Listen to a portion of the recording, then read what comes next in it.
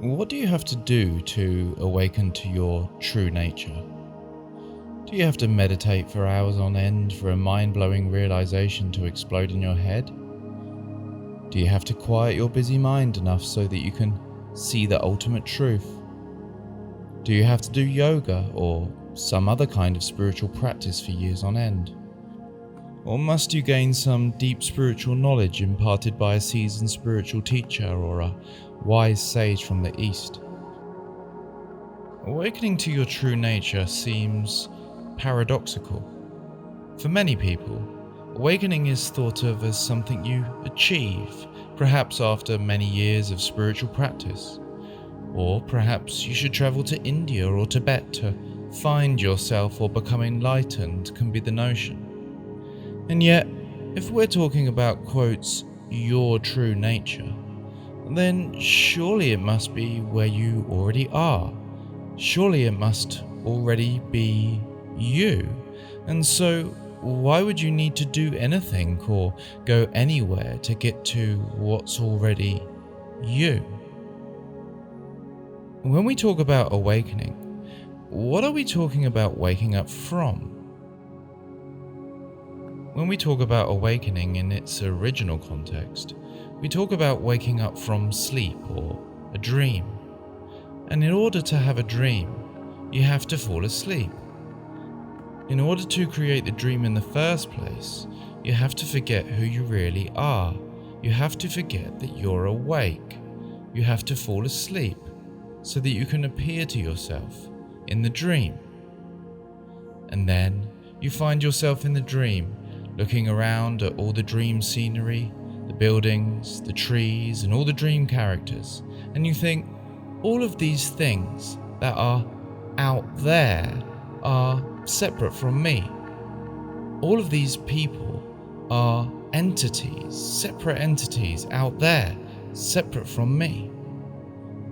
You assume an avatar, a perspective in the dream. You perceive that I am this body, this mind, this thinking, and this feeling. I am this flicker of awareness located in this body, looking out of these eyes at an outside world full of other people out there on the outside, and all of this is fundamentally separate from me. And then, maybe at some point, you go lucid in the dream. You wake up in the dream. You look around and you say, holy shit, this is a dream. All of this scenery, all of these other entities aren't out there separate from me. All of this is me. I thought I was a consciousness located in this body, looking at a separate world out there. But now I see that's not true. The truth is, what I'm looking at is my consciousness. All of this is appearing within me. This is my dream. This is consciousness dreaming. This is consciousness appearing to itself. So why couldn't this reality be very much the same? So what did you have to do to wake up in the dream? What did you have to do to realize that everything is you? Did you have to meditate in the dream for hours? Did you have to do years of dream spiritual practices? Did you have to travel to Dream India or Dream Tibet? No.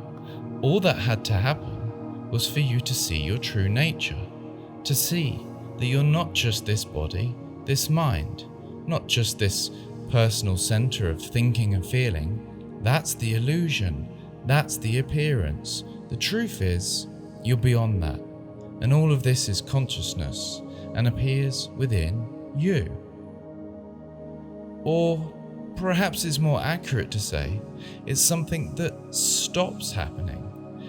And what stops happening is this constant belief in only being a person, a located sense of thinking and feeling, and an awakening to the revelation that you are this awareness in which and as which this whole dream plays out.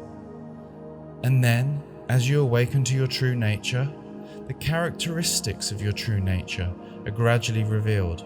through a series of questions. This consciousness, this awareness that you truly are, has it ever been harmed by anything that's appeared within it? Has anything that's appeared in the dream ever truly harmed the dreamer? We may not want to experience pain or intense feeling, it's real, but has even the most intense feeling ever harmed the awareness that the feelings appear within? Or does it remain unharmed, undisturbed, and in its original condition? Any disturbance is in the thinking and feeling, but the awareness that the thinking and feeling arises within remains undisturbed. The awareness that you are remains undisturbed. And so if you are undisturbable, does that not mean that you are peace? Does that not mean that peace is your true nature? Has this awareness ever resisted, rejected, or not accepted anything that's appeared within it? The non-acceptance is in the thinking. The rejection, the resistance, is the thinking. But this awareness that you are has allowed everything that's appeared within it to flow through it, to appear as it, without resistance, with full acceptance. Does that not mean that love is your true nature? Has this consciousness, this awareness, ever been born? Could it ever die?